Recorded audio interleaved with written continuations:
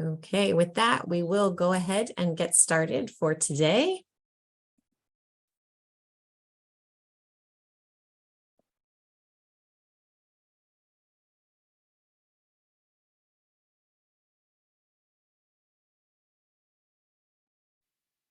So hello and welcome to everyone again.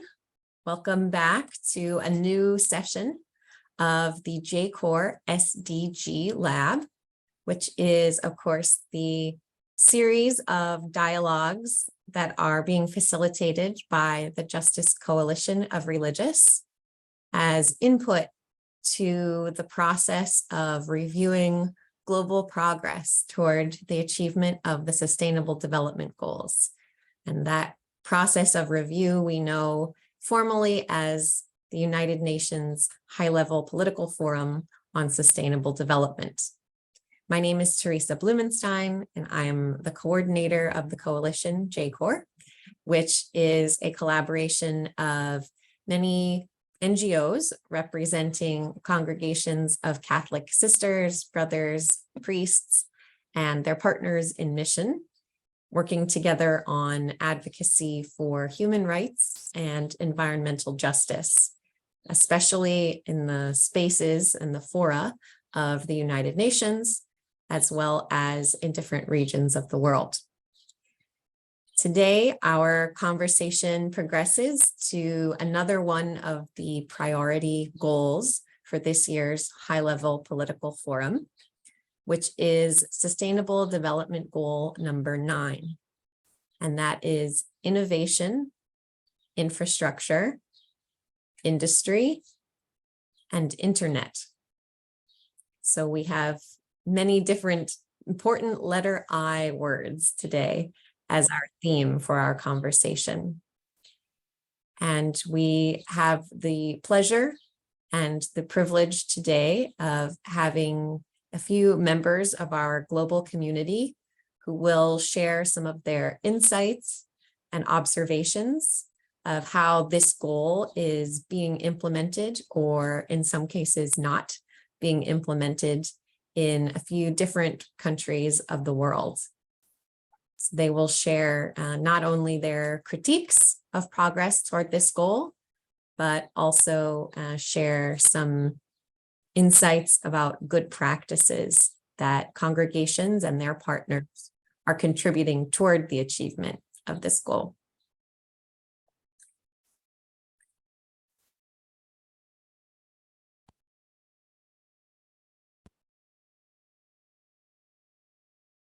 So with that, I would like to turn the floor over to the first person who we will be hearing and learning from today, who is Sister Ernestine Lalau, who is a member of the Congregation of Our Lady of Charity of the Good Shepherd, and who herself is from Madagascar, but who is responsible for a much larger region, and who will be speaking to us today about Sustainable Development Goal number 9 in its implementation in Burkina Faso, which is one of the countries presenting a progress report called a Voluntary National Review at this year's forum.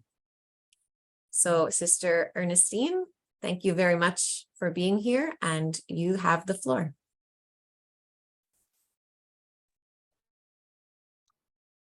Merci beaucoup, Teresa.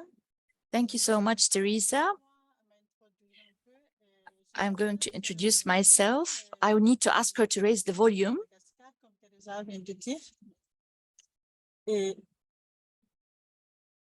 Okay, sorry.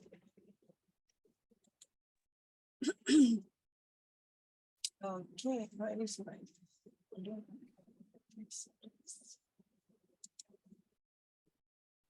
And please speak nice and loudly for us, Sister Ernestine.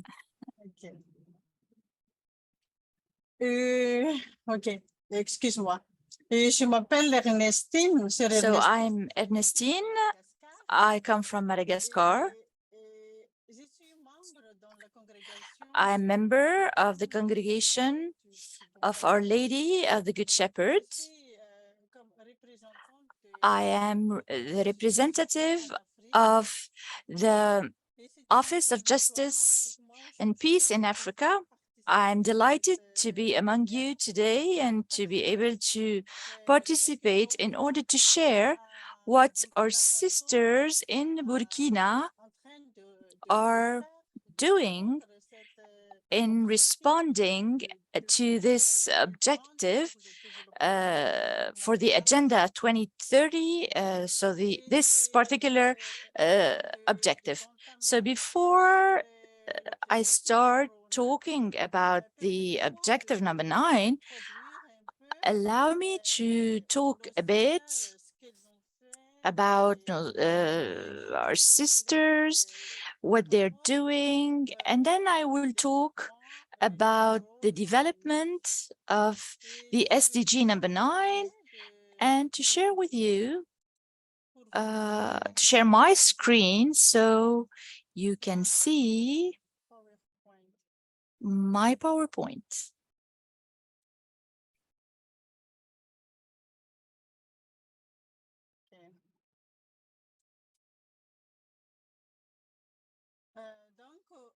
So, can you see? Not yet.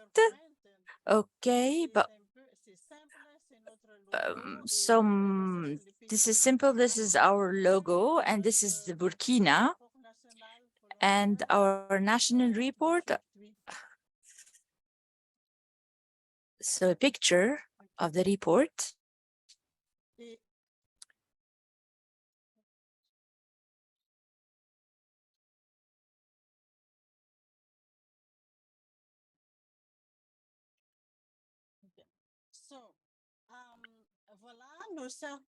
So these are our sisters in Burkina.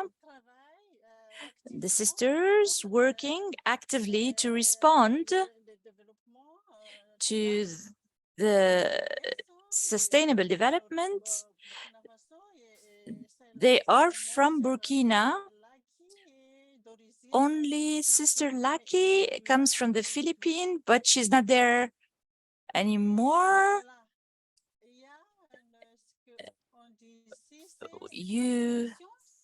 We have, so our mission is to centralize, to put in the center of our charism, the protection and the empowerment of women and girls in the section of Boubou Dioulasso. It is one of the areas, the poorest areas. So the sisters with lay partners work and focus their work on the safeguarding and the protection of the rights of the girls and the empowerment of women and girls in this place. Burkina Faso is one of the poorest countries in West Africa. The status of women and girls is influenced by socio-cultural constraints. We know very well that the culture in Africa, we have the culture of poverty, which is a big burden and a huge factor that does not only have an impact on the socioeconomical situation of the people, but also on the daily life of the people. And it constitutes one of the biggest obstacles to realize the SDG number 9. So families don't send their children to school when they can work to earn money. And this is the reality. We find several families who suffer from poverty, and they would need to send their kids to work because they don't have the means to ensure an instruction. So most of the kids, most of the children do this, and they do believe it's the best choice to make the children work to earn money to help the family survive. And this is also very true for the girls, because for the girls, it is easier to find jobs, particularly domestic work, even if these girls are minors. And we can imagine that in these situations, everything is possible. Violence against these girls, um, mistreatment. We can imagine all sorts of violence with regard to the treatment of the girls in these situations.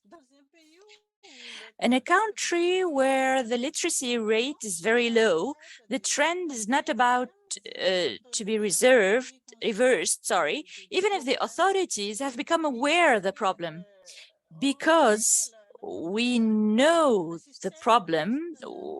Even if we know the problem, the system remains the same, and those who are poor are always marginalized. And this is the situation in underdeveloped countries. The access to work outside informal economy is extremely limited for women, and they are virtually excluded from salaried employment, paid employment, because we know that very well that in countries in Africa, for instance, corruption is very high, and the corruption causes inclusion. And so those who are vulnerable cannot find their places in the society to make their situation better and the situation of their girls, because the space is only for those who can deal with corruption, and they come probably from rich families. The Good Shepherd Sisters have been present in Burkina since not from since 2011, and the program helps to protect and empower women who are victims of poverty, domestic violence, commercial sexual exploitation, and other forms of abuse, such as human trafficking. The programs offer holistic and integrated support to these young women to overcome trauma, to improve their self-confidence, and to promote social inclusion and independence by providing shelter, counseling, and vocational training, professional training. All of this constitute an active participation on the side of the sisters and also the lay partners. This is what they do in Burkina. This is a very, very tough work to do, because we are supported by the government and by other entities, but in this place, there are a lot of women and girls suffering from these conditions. As you can see in the pictures, in the photos, these to show you that vulnerable people and people who are in need of a lot and are very far from realizing and completing and achieving the SDG. We have a lot of sisters and lay partners in mission. And we talk about collaborations, collaboration with the government and the local instances. Yes, we work with the institutes working for children, and we can find several people to collaborate with, because the landscape of the action is very, very large. And now I would like to talk about the report this year. So on this particular objective, so the report of Burkina Faso is a long document of 132 pages in French. You can find it on the website.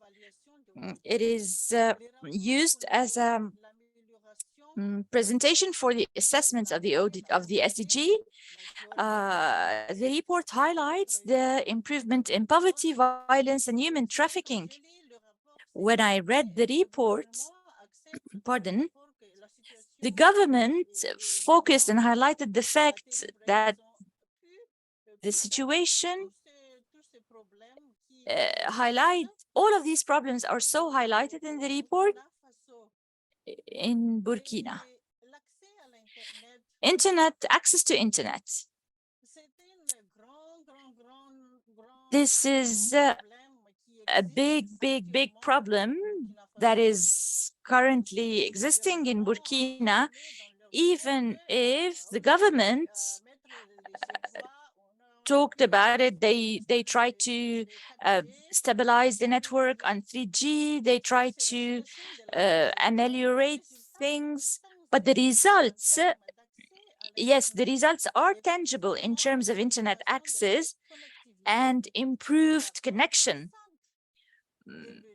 So the bandwidth has improved, and the penetration of the internet and 3G and 4G territorial coverage are much better. But the reality in these places is what I would say. So I would say it's always the rich people who benefit from these internet services. Often in rural zones, people who are in the countryside do not have same internet access, even if the government worked on to improve the bandwidth so people can use it. But it's really for categories of people, and this shows really the brokenness and the low percentage of people that really have access to the internet at university, in schools. But it's a very limited number of families that can have access to the internet. So how much of these minorities can really have access to the internet and can literally have computers to use the internet? Yes, there's progress, but it is far from being easily accessible to people living in multi-dimensional poverty situations or living in rural areas. I already mentioned this, but we can imagine how the situation, how the development of the progress for the country is where the majority is poor, where the majority comes from marginalized families. I did not insert the graph on the slide. It's going to be big and it would be complicated to explain, but the very weak development of the technical and professional education subsector in Burkina Faso can be explained by the inadequacy of training provision, regional disparities, gender and by sector, and also the very high costs of the courses, the training courses. It's clear if the families can barely survive, if families are large in numbers to try to provide something to eat. So a lot of families have a very low income.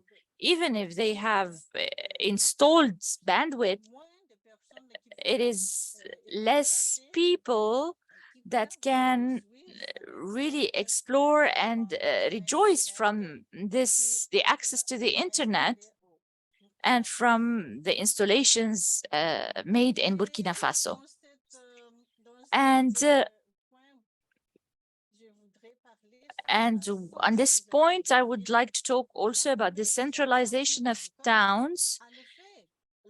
It has indeed the urban populations, and I mentioned some cities in Burkina.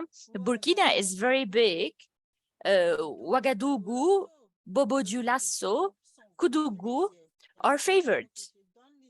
And the example I give here, but almost everywhere they are privileged because it's cities and they have privileged access to the internet, to the detriment of small towns and rural areas where internet access is difficult and virtually non-existent. So 75% of the lines are centered on large towns. We can imagine the situation. There is coverage nationwide, a broadband of 3G, 4G, and it's almost about 47.5% nationwide. Even today, the computer equipments remain a luxury for the majority of Burkina Faso's population, who are unable to afford it because of its very high cost and their disadvantaged situation. It is the minority that can really buy a computer. It's only the minority that can buy computers, and it's only the minority that can have access to the internet.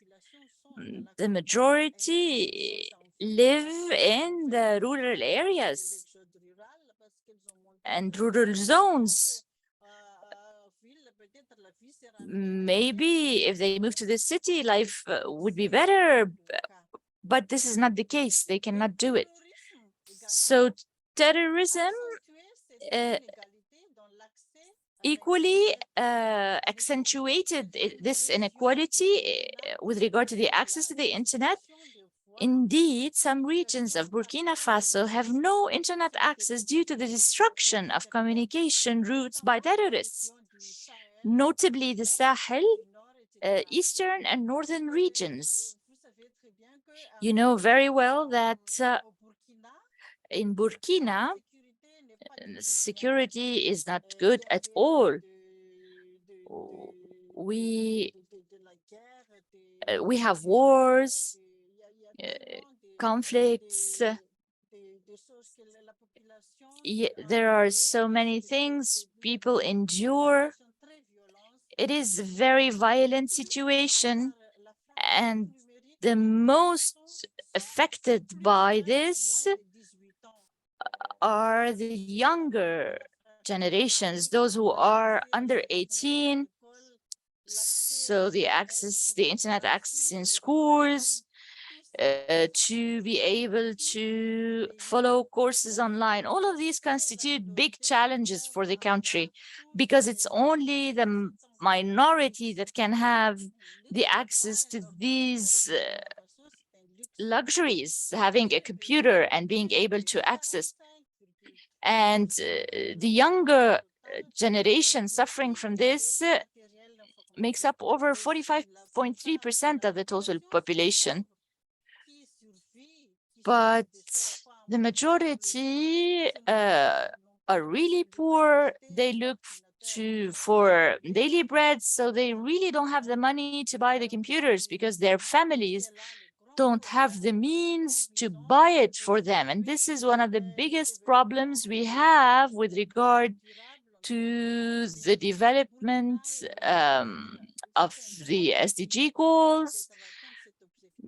And this objective is really very far-fetched, and children in the schools do not have computers, do not have access to the internet, a lot of them.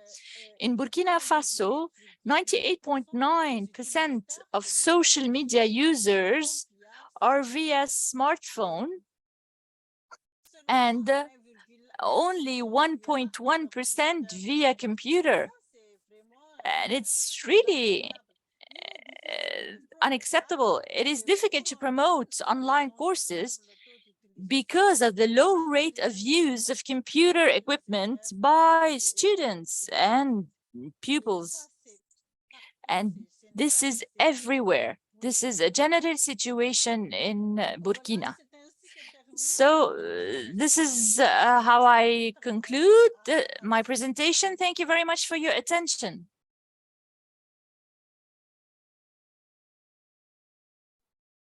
Thank you very much, Sister Ernestine, for your careful study and that excellent overview of what was, as you said, a very long report, a considerable amount of data that is being shared as part of the report of the government of Burkina Faso, and your observations of the gap between the Burkina that is presented in the report and the Burkina of reality, of experience of the people is two different countries. And so this is the exact reason that we engage in this type of conversation, is to better understand that gap so that we can better understand how to resolve or close that gap. Because we would love for all of the good news in each of these reports to be completely true.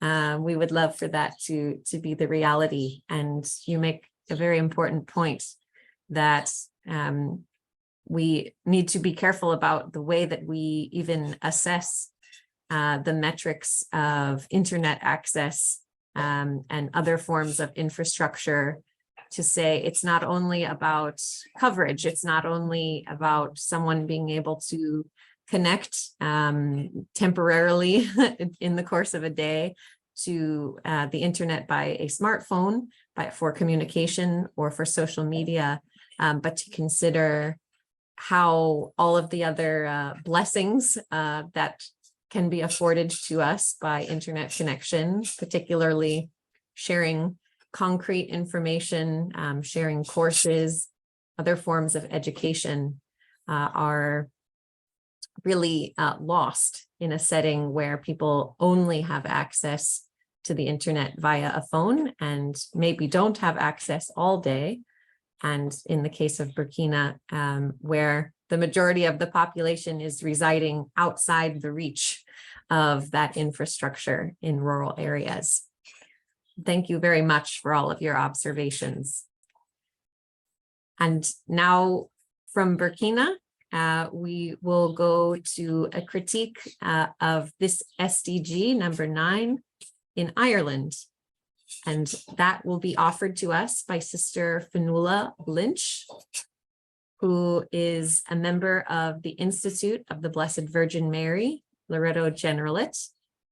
And like Sister Ernestine, Sister Fionnuala is also in New York now to participate in the high-level political forum in person, but she's joined us online today to share some of her observations and critiques. So Sister Fionnuala, you have the floor. Very much, Teresa, and greetings to all. Good morning, good afternoon, good evening. I know we're trading the globe. And yes, as Teresa said, I'm a religious sister and a member of the Institute of the Blessed Virgin Mary, and locally known as the Loreto Sisters.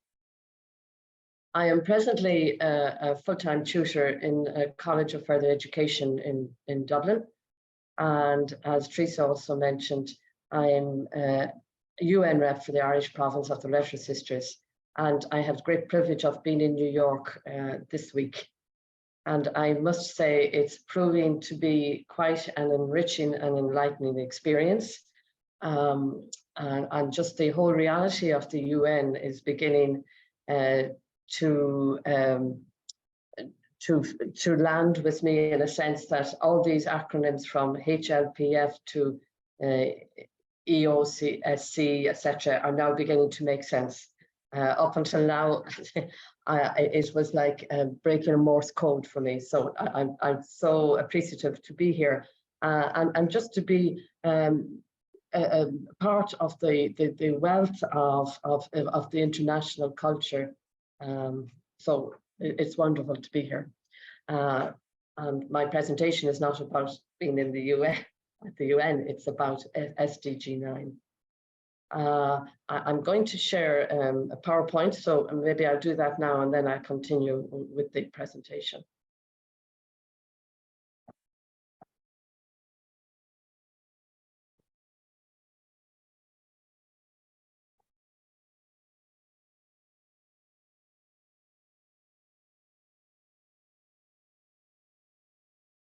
So in my presentation, I will be referring to the furthest behind first or falling behind further report. This was put together by Coalition 2030, which I actually fully endorse. As we know, reaching the furthest behind first is a core principle of the SDGs. I believe that in recent times, as both a government and a society, there has been more positive attitudes towards the SDGs. However, it is also my opinion that because the state, as in the Irish state, has somewhat failed to effectively embed the SDGs across government and provide the necessary political leadership for their achievement. So rather than reaching first the people who require the most support, instead the state has left these people behind. I feel without dramatic shifts in policy making, it is my view that the state will continue to struggle to reach the furthest behind first.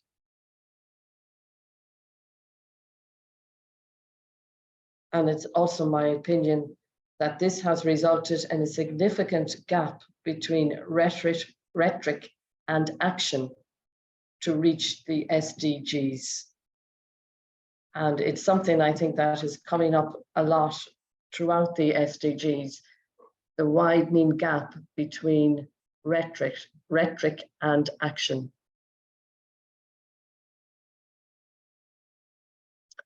So as I already stated, I feel it is imperative that we call on the state to bridge the gap between rhetoric and action and to unblock the structural obstacles that are contributing towards thousands of people in Irish society being left behind.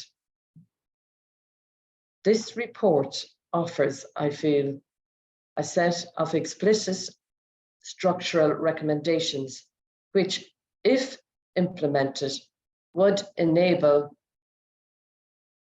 SDG delivery to develop at pace.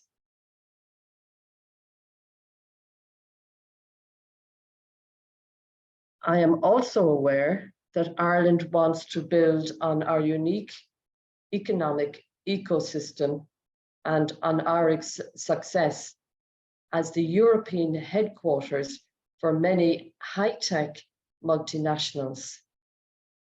And I'd just like to explain that we are now the only English-speaking country in Europe, in the EU. So it's vital for our government to match the aspiration with the action. The government has set out a pathway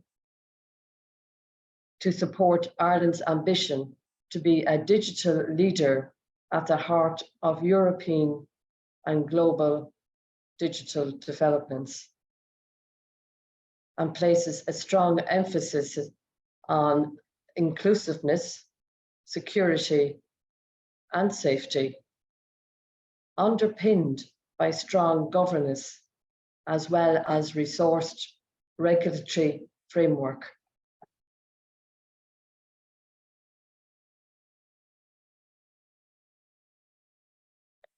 This framework, and I will quote, will help to maximize the well-being of Irish people and their businesses, the length and breadth of the country. It will help us fully realize many of the benefits of digital, including more flexible and remote working and new job opportunities,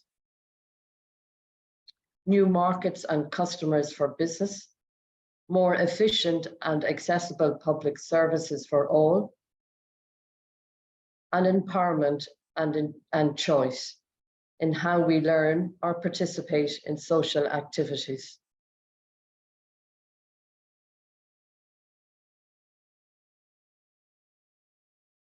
The report goes on,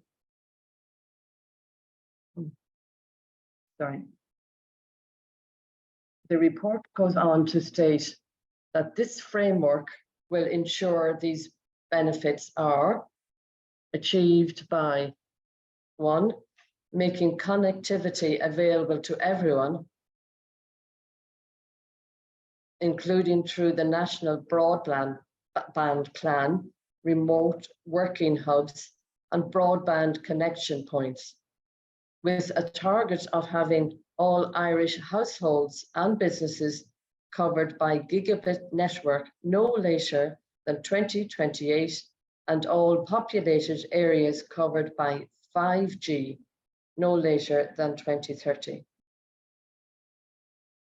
Providing digital skills for all, from school to further and higher education to lifelong learning, with a target of increasing the share of adults with at least basic digital skills to 80% by 2030. Ensuring widespread access and use of inclusive digital public services, with a target of 90% of services to be consumed online by 2030. Helping small businesses benefit from digital opportunities by providing grants and assistance, with a target of 90% of SME at basic digital intensity by 2030, and 75% enterprise take-up in cloud, AI, and big data. Investing in cybersecurity to protect Irish citizens and businesses, including increased resources for the National Cybersecurity Centre. Ensuring a modern and well-resourced regulatory framework. And finally, playing a leading role in Europe right across the digital agenda. From my own experience, I am aware that the digital infrastructure is lagging behind. For example, in Dublin, which is our capital city, broadband is still a huge issue for both private and public sector, and obviously for private homeowners. I can personally attest to this. For all our schools and other educational sectors, broadband is still very problematic, as is the whole area of technical support. Our schools are being provided with the technology for use in the school, but our young people do not have access to these devices at home. Some do, but generally a lot do not. For our businesses, the lack of broadband is crippling the possible advancement and development of many sectors of the business world. with this basic facility, businesses can no longer function. Without this basic facility, businesses can no longer function.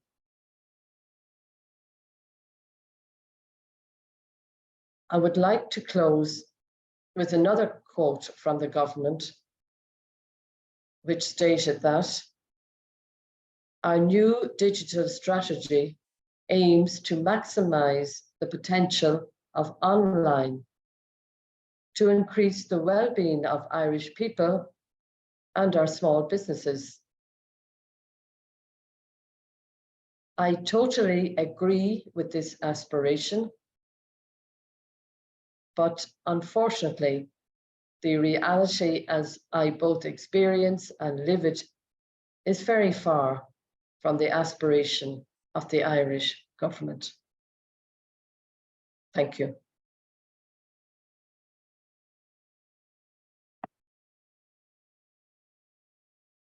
Thank you, Sister Fanula, for that synthesis of, again, considerable amount of data that you have selected some important highlights for us, and also for your viewpoint on how well this reality is, well, how well the reality is reflected in the report itself.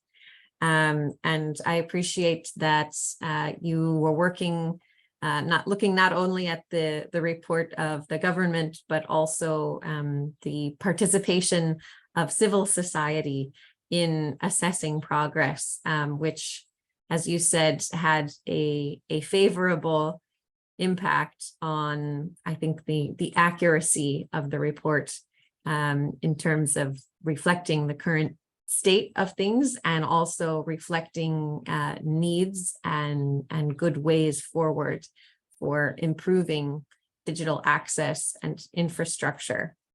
And I think one element that seems to come through very clearly in the report and your own sentiments is that there is a strong focus on addressing internet and infrastructure challenges especially where they are affecting the common person and smaller businesses, which is very well aligned with the larger ethos that we are always promoting as civil society at the United Nations, which is in all of these goals and endeavors, let us always seek to reach the furthest behind first. And that's how you, I think, began and ended in your assessment of Ireland's self-evaluation. And it's wonderful to see that element of the Sustainable Development Agenda does seem to be at the forefront of the Irish perspective on how to implement them. And I would guess that would serve the nation well, having that as an approach or priority in trying to achieve the goals. I also noted a particular emphasis there. We often talk about the need for digital education for children, but I noted that there's a special target of sorts there for providing adults with digital education, which is another vital population to focus on, especially in a world where we see the younger people as quote unquote digital natives, at least in some parts of the world, people who have had technology and digital access from a young age. And sometimes it's the older segments of the population that are left behind when it comes to technology. So thank you for highlighting that area of need as well. And now we will go next to another member of our community, now to the country of Venezuela, to hear from Jessica Perez, who will speak to us about a project related to technology in the school community where she is working. And she comes to us as a member. Sí, buenos días. Oh, yes, welcome, Hetika. Please, you have the floor. Go ahead. Gracias. Sí, bueno, Thank you.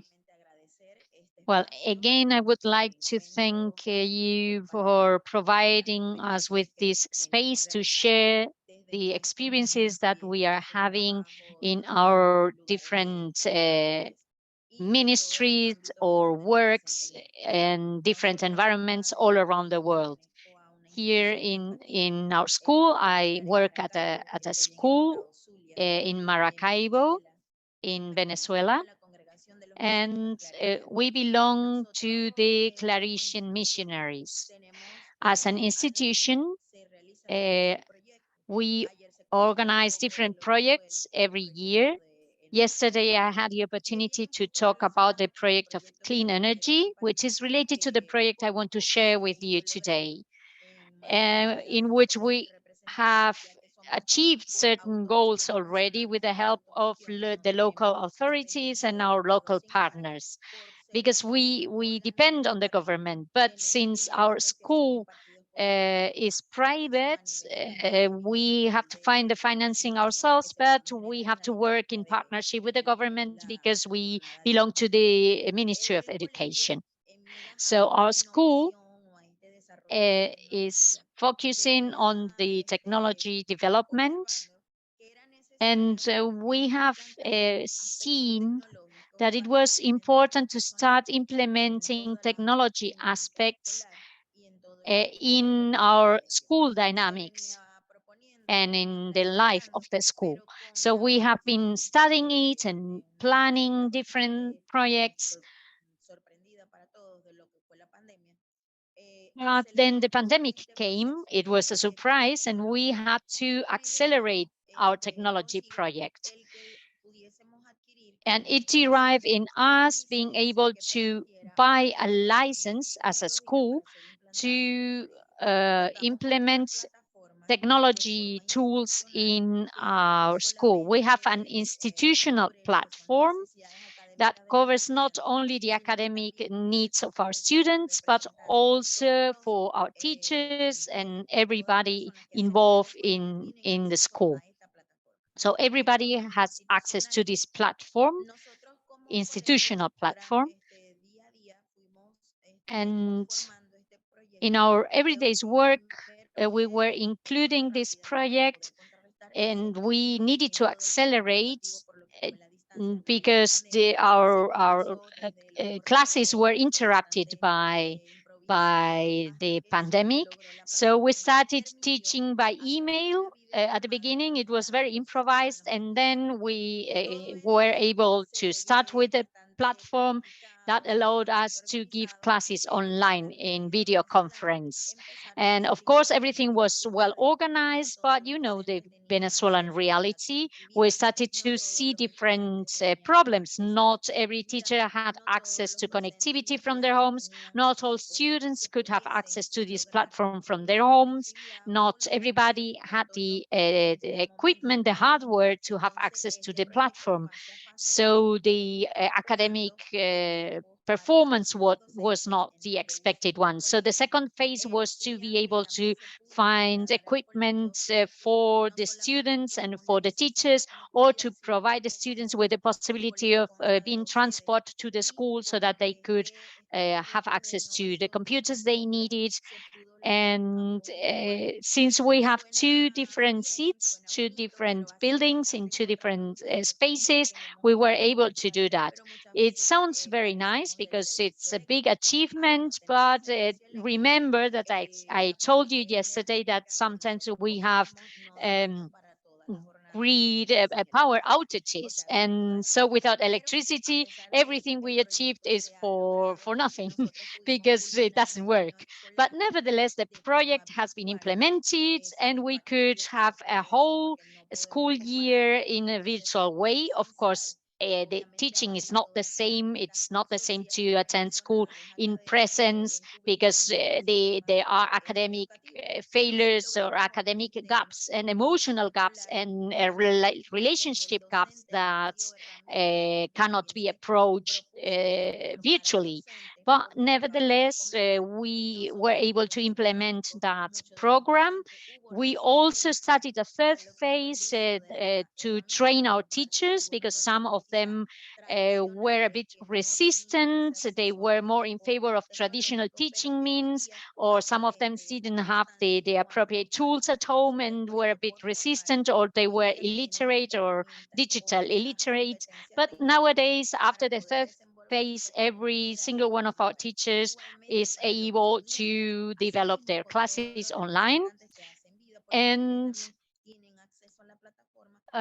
also, we offer these courses, these training courses, not only to the teachers, but to the whole personnel, because the whole staff has access to this platform. So we are very happy to have provided skills, technical skills to students, to teachers, and to the whole staff. Both buildings, both seats of the school have connectivity, but it's only inside the school. When we have students that don't have a computer, don't have access to connectivity, of course, they cannot follow the academic year as the rest of the students. This is, of course, one of the negative aspects of the project. At the moment, I'm in one of the chapels at school. And as you can see, I am connected and you can see me very well. So inside the school, as long as there is power, the project works. And this is our success story in the framework of connectivity. We bought several computers as well, which are now in a technology lab, we call it that way. And so our teachers and students can come to the school and have access to connectivity. But what happens with the students or the teachers that are far away and cannot come here, because you know how the situation in the country is and transportation is not good. And we are very lucky because we were able to implement this, but there are a lot of other schools and other public institutions that have no connectivity at all. There are schools where there is only one single computer for the whole school population. And you can imagine how terrible it is, and they lack of electricity, of computers, etc. And we are now in a system, in an education system that counts on connectivity, because virtual teaching has become part of our daily programs. So we had to assume at a very speedy pace through the pandemic and the aftermaths of the pandemic,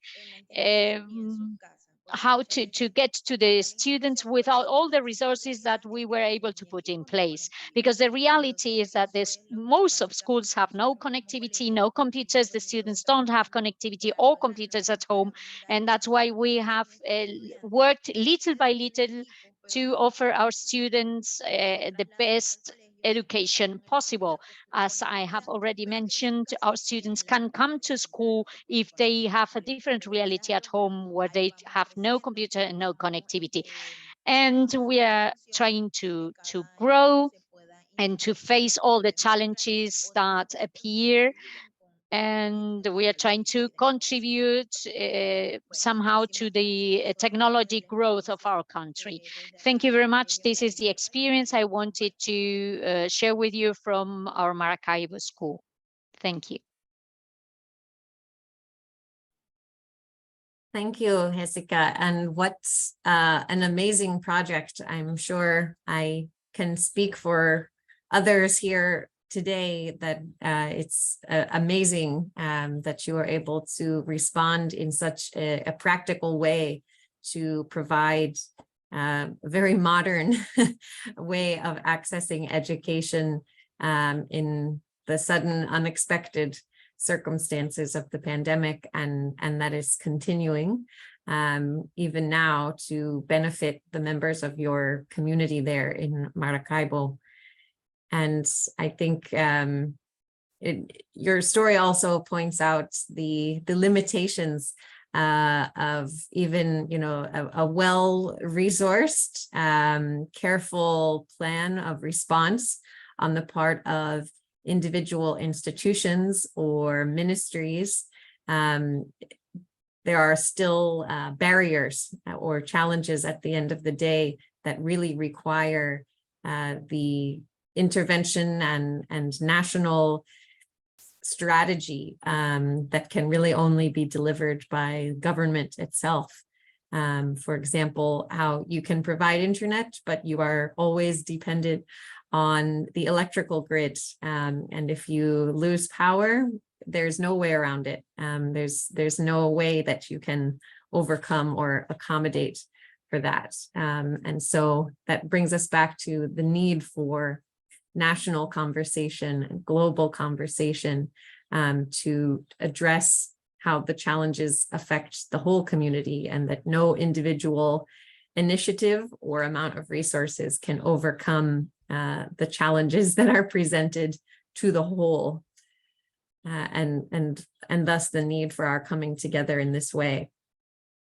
I also recognize, you mentioned this, of course, is able to help only a small segment of the population, and that we always need to recognize, it's wonderful the services that we can provide even for a small number of individuals, but that justice really lies in ensuring that these same blessings and capacities to enjoy education and other rights really need to be enjoyed universally.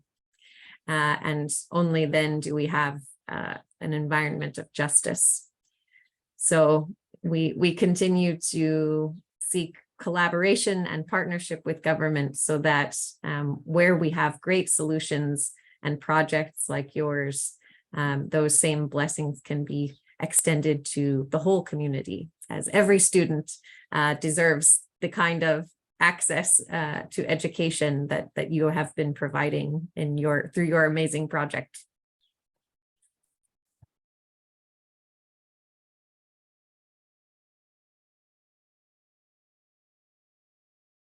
And so now we will take from Venezuela a very short trip from there to Colombia, where we will hear a recorded message from two lay Salesians, Freddy Mauricio and Samuel Osorio Lopez, who will speak about a project of the Salesians in Colombia related to Sustainable Development Goal number 9.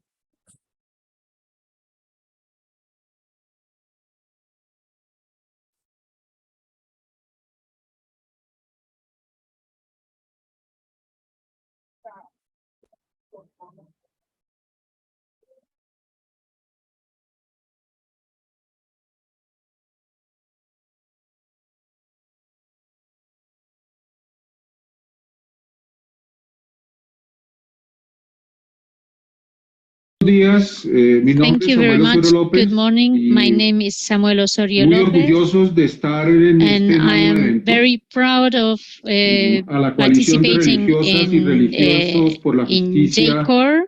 Un honor tomarnos unos It's minutos an para honor contarles una historia to take some desde moments la here misión to share salesiana with you articulada a con la Red history América from Social the Salesiana, la Inspectoría Salesiana San Pedro Claret, Bogotá, Salesian Colombia, con una mission. presencia de un centro de capacitación We obrero have Juan Bosco Obrero en organized Ciudad Bolívar. a technical training Creo que en center. el proyecto que rápidamente vamos a And I mostrar, believe, well, sin the abusar project that del we're going to tiempo, introduce to you very en quickly, un we convenio will entre try el to Ministerio sum de it Industria, up. Comercio We y have signed Turismo an de Colombia agreement con la with Sociedad Salesiana y the una agencia Ministry Impulsa. of Industry Estamos in Colombia promoviendo through its cumplir un agency objetivo que Impulsa. es And the favorecer main objective los is centros de to reindustrialización que promote tiene una denominación SAR, que es reindustrialization una projects denominación that muisca are que se refiere a la categorized as diosa referida a Saska. la laboriosidad. Saska Y tiene unos is the objetivos que me name of parece a que con goddess, este it's the objetivo número goddess 9 que of ustedes plantean, productivity. And I believe this is linked to the objective that we are studying today, because we are trying to promote associations, inclusion, and we are trying to focus on very specific aims, like promoting or preparing a physical infrastructure, education and technology, multidisciplinary teams to achieve higher productivity in Ciudad Bolívar, especially in the textile sector. And our aim is to cover 80 villages or projects in Ciudad Bolívar with machinery, with training for people, and of course following a diagnosis. We try to identify the needs to promote training and access to technology, but there is something very important that has to do with human development, territorial development, and environmental development.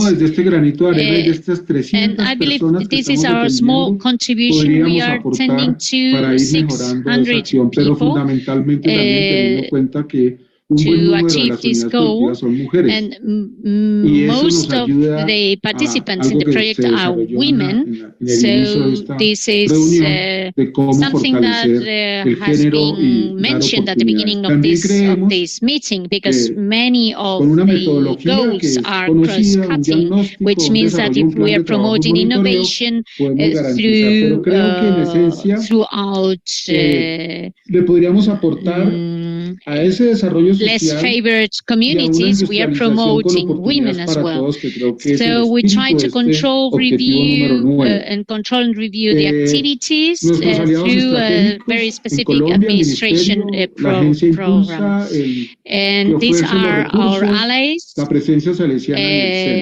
The Ministry of Commerce, Industry and Tourism, the Salesians, and we are very, very proud of participating in this. And we would like to tell you that there is a little corner in Colombia where we are really generating faith, and we're strengthening the community so that they can improve their sustainability and taking care of their environmental impact and ensuring a better quality of life for manufacturers and their families, because it's not only the quality of life of their workers, but also of their families. Industrial production is going to improve, but through it also the services offered to the whole community. Thank you very much for this opportunity, and happy Easter, everyone.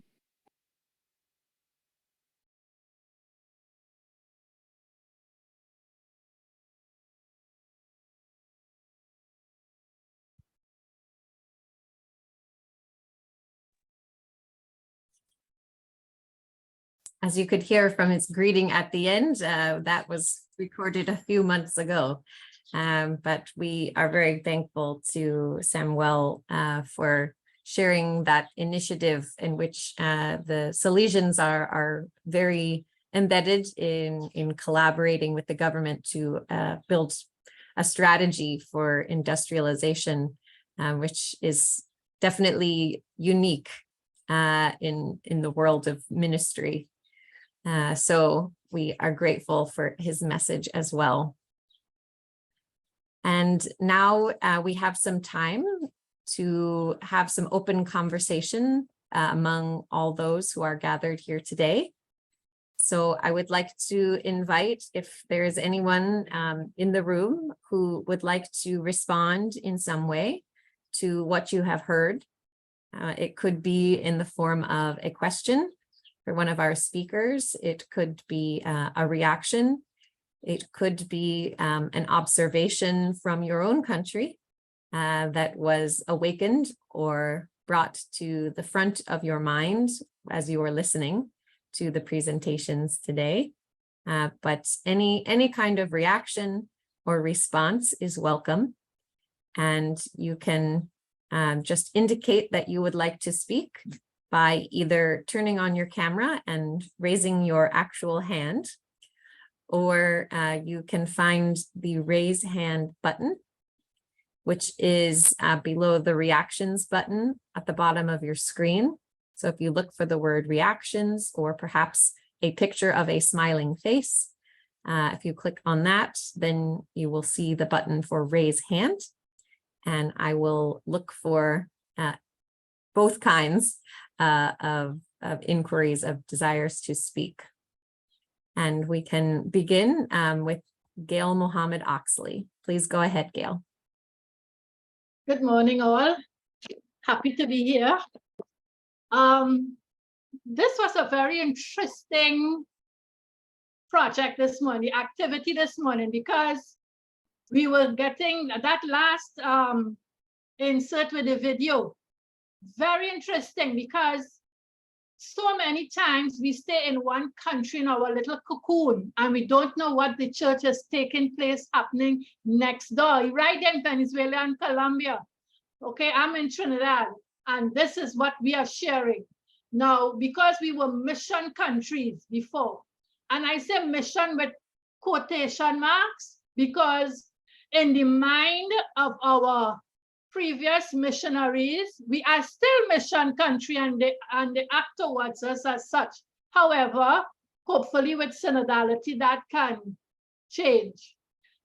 The Burkina Faso, I put a note in the chat box about the separation of women and girls, because that is a form of strategy to make girls adults, to treat them as adults. So when you speak of women and girls, you know, that is the mix-up we get, that we can treat girls as women. Okay, the Irish, thank you, Ireland, our sister country, Loretta sisters. I'm very close to the Loretta sisters. I have formed a nice relationship with them. The Irish English speaking. Now you see, she made a very important statement that Ireland is the only English speaking in Europe, in the European Union. And in the Americas now, we are becoming Spanish speaking, incidentally. You see, so we are losing our English mother tongue. Ireland is important to Trinidad and Tobago because we have the Irish brothers, the Irish friars as our missionaries, even though we have sisters from France. But the laity is formed by the Irish friars. So this is how our proximity to Ireland is that close. And our mother tongue is English, you see?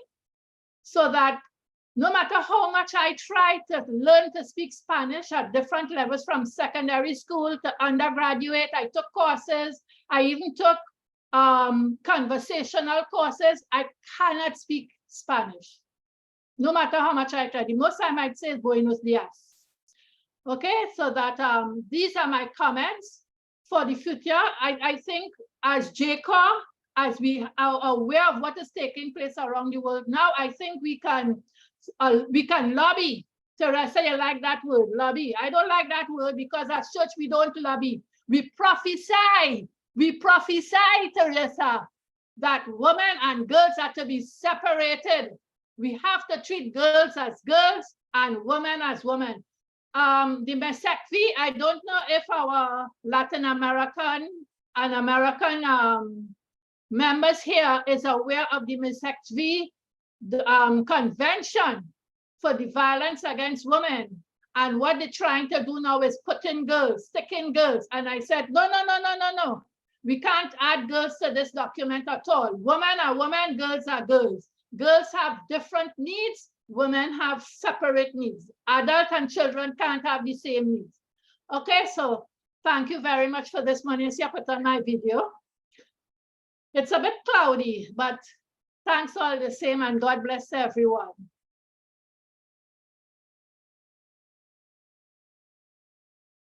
Thank you, Gail. You're always a loyal participant in our conversations, and we appreciate being in community with you.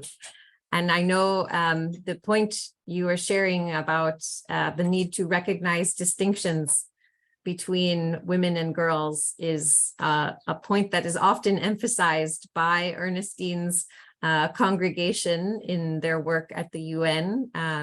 Her partner in this work, Winifred, who is also on the call, I have heard her make versions of that same point many times.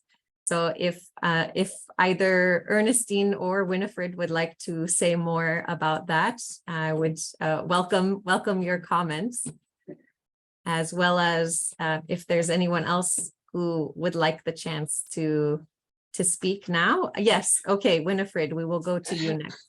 And thank you very much, Teresa, and thank you to Gail for her comments, and I thoroughly agree with her emphasis on separating girls and women. Girls' rights are not women's rights, and neither are women's rights girls' rights. And so as an organization, yes, in our presentations, we address both women's rights and girls' rights, and are very clear about the differences and the needs of both in our ministries on the ground. But more importantly, here at the United Nations, we work for years in terms of the working group on girls to actually highlight exactly the point you are making, Gail, with regard to girls' rights, girls' voice, girls' agency on behalf of their own issues. And as an organization with the Working Group on Girls, I have to say that the work that has been done in that area has been stellar in terms of bringing girls to the United Nations, to CSW, having girls launch and do their own day in terms of October 11, the International Day of the Girl. And just at 10 o'clock in the Baha'i offices beside me, there are teens talking to the SDGs who have come here with an organization to address their own issues. So thank you, Gail, and I'm happy to report that, yes, we keep both very separate and work with both groups, but both groups need to be worked with. And from my point of view, without girls' agency and girls' rights being implemented today, the cycle of violence against women will continue. So for me, the key to breaking that cycle is to focus more and more on girls, girls' agency, and girls' participation, girls' voice. Thank you. Thank you very much, Winifred, for always being a champion for both women and girls with distinctions. And now we will go to Father Gabriel Naranjo Salazar in Colombia. Father Gabriel. Buenos días desde Colombia. Good morning from Colombia. Here is early in the morning. I'm very happy to attend this laboratory, this lab. It's been very, very interesting. Thank you, Teresa, and thank you to the interpreters for helping us following it. I just wanted to do two simple remarks. The first one is about how different possibilities, which is inequality, are not just to be found between countries, but inside one country.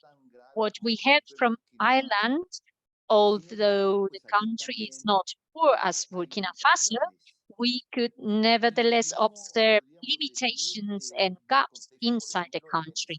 And we could say the same in the context in Venezuela. The fact that this wonderful Claretian school had used the time of the pandemic to implement a digitalization project, it's wonderful. Although this is wonderful, we can see that the context is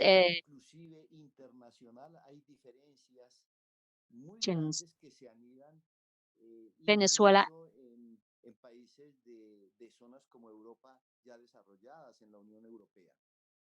the so-called. And the second aspect I wanted to mention is that I'm impressed by the presence of religious life in the implementation of the SDGs. This implementation is getting into our own language, into our sensitivity that is based on the gospel. Thank you very much. Thank you, Father Gabriel. Yes, it is important that we are becoming more comfortable, I think, using some of the more universal language and political language, yes, of the United Nations, but to describe work that is work that congregations have been doing in some cases for centuries, they have a strong ownership over the work and the ministry, but by learning to describe it as part of this larger agenda, we're able to unite ourselves with a much more global effort and to prepare ourselves for collaboration beyond our own spiritual and religious communities in a way that is really vital to reaching the whole world as we wish to do in terms of achieving and enjoying rights. Thank you for your comments. Is there anyone else who would like to share a response or to ask a question?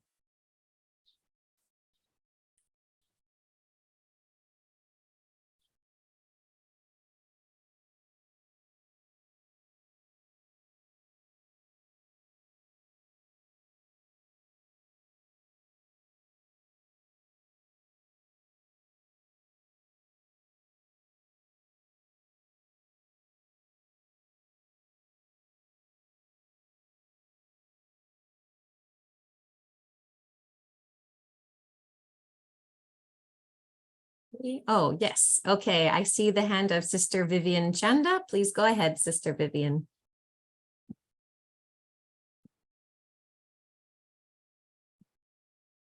Hello? Yes, we hear you. Please go ahead. I'm really happy what I've heard from different countries. And I just want to, my observations, very, very interesting. The new technology, what it has done, I mean, innovation in using new technology, which is ITC, in the communication, even the way we are communicating now on the Zoom meeting from different countries. And the other part is rendering health services. We are using smart care system to see the patients. And financial management, you cannot go to the bank, but you are indoors, but you are able to do all the transaction. And the budgeting, you can do everything on the online, which is very, very interesting.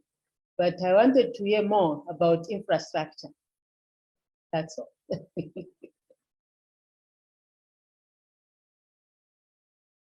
A very good point, Sister Vivian, and maybe that points out a piece of why I think among all of the SDGs, this is definitely one of the more challenging for us to relate to our work. I think the internet piece of it is the one that we recognize affects us the most directly in our ministries and affects the communities that we serve.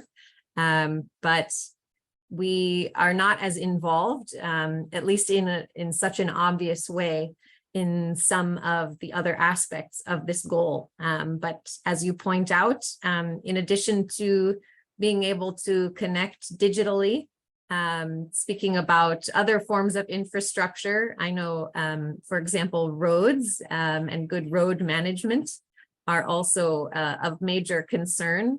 And certainly where we do not see good road systems, great challenges are presented to ministries, especially in more rural areas where resources and the ability to come together to convene people are greatly pressed or challenged by lack of roads and road maintenance. So these are also important pieces of development and important foundations for us to be able to pursue ministries that we are already involved in. So thank you for raising that as well. And maybe when we return to a conversation on this subject, we can try to present more questions for ourselves and more analysis for each other about how infrastructure affects our ministries and the communities that we serve. And I also appreciate bringing up the point, of course, that improvements in goal number 9 or progress in goal number 9 is in fact what is allowing all of us to meet today, and what has allowed many of us to be in conversation long-term at this point as we prepared for this forum. Many of us have been getting together monthly to prepare for this forum. And having access to the internet is allowing many people this week to participate in different aspects of the high-level political forum. And while sometimes that opportunity to speak is limited in this forum, at least with an internet connection, we have the opportunity to hear the conversation, what's being said by governments, by other organizations, and to learn what others are seeing and what others are saying. And so it's that information, that opportunity to participate, to have a voice, and to monitor what is happening in spaces of decision-making. These are important powers in the name of democracy, in the name of participatory and just society. And so in this way, internet is not only a foundation for education or communication, but really for strength of our institutions, of democratic process, of a strong society as a whole. So we continue to keep a close watch on goal number 9, certainly going forward, and continue to advocate as much as we can for progress in this area. So with that, I don't see any other requests to speak. So I will close our session for today by reminding us all that we will once again meet tomorrow to continue this series that is the SDG Lab. And tomorrow, our topic of discussion will be Sustainable Development Goal number 11, which is to achieve sustainable and inclusive cities. And so we hope that many or all of you will be able to join us again tomorrow at this same time. And we will again hear perspectives and presentations from different members of our global community of religious and their partners, and how they are contributing to the achievement of this goal, as well as their observations and experiences of how the goal is or is not being implemented in their part of the world. So we hope to see you again tomorrow at the same time for that conversation. Until then, I hope everyone has a great day or night, and to those who are at the forum, hope you have some very rich and meaningful encounters and opportunities to learn today.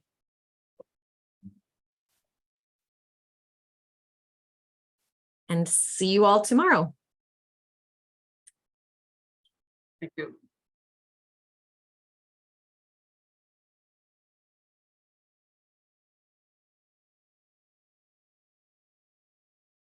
Thank you.